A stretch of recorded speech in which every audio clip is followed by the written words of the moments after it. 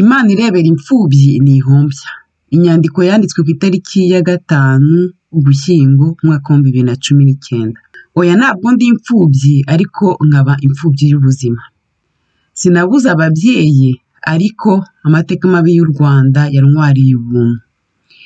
Uyu munsi ndashaka kwandika amagambo yubaka bamwe muri twe tuba tubikeneye. Hari abambwira ko bimwe nandika bibafasha, nizere ko hari umwe nkora ku mutima. Mwari muzi ko iyo abantu bashatse kwica umuntu hari ikintu kimwe muri we bica? Nkeka ko ariyo mpamvu abasomanye n'urupfu benshi usanga bashaka kwiyahura, bamwe baragerageje, bamwe baranabishoboye. Mu myaka ya mbere ikurikira amahano umuntu agirirwa, umuntu asigara ariho ariko ari nk'abaringa, ariko atabizi. Abakurambere bacu ibyo babyitse gupfa umuntu ahagaze.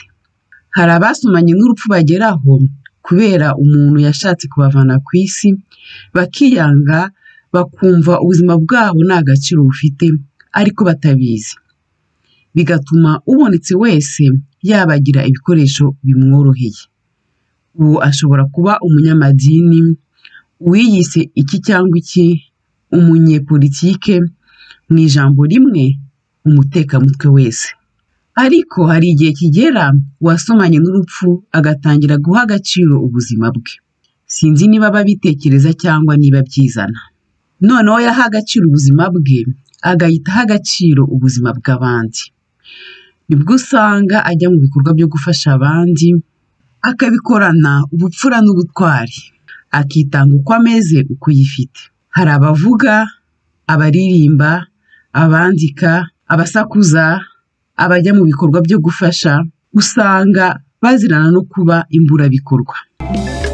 Uriya mwana nawe yavutse nkawe, yifuzaga rwose gukundana nk'abandi, ageze inahura n'abana bamukase, bamwanga urunuka ngo ntibavindimwe, uriya umureba arababaye.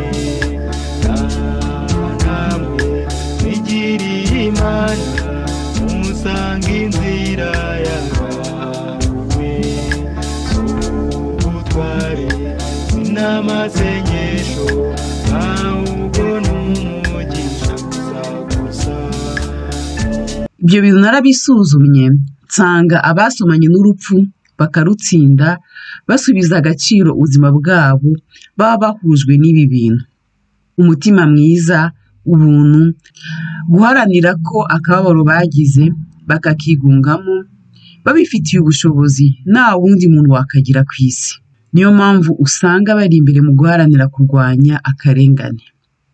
Mu byago byabo baba baravanyemo ikintu cyiza, baba batagitinya kwicwa cyangwa gupfa.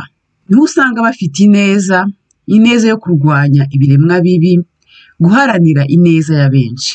Ndasaba abantu babona abasomanye n'urupfu bamwe bicecekeye kugerageza kubumva. Nkeka ko baba bakiri mu rugendo rwo kwiyubaka.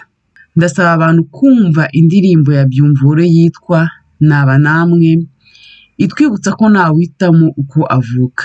Tuzirikane abadafite amahirwe cyangwa ibyago nk'ibyacu. Imana irebera imfubyi ntihombya. Iyi nteruro nyibonamo icyizere. Kandi ndazirikana abo amahano yagwiriye u Rwanda yagize imfubyi ziri mu kaga, nkibutsa Imana kuziba hafi.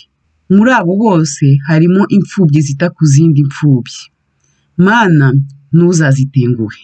Yewe mwanera hamwe mwemwe, mwaremye imfubyi ntitwabakumbuye na gato na gato.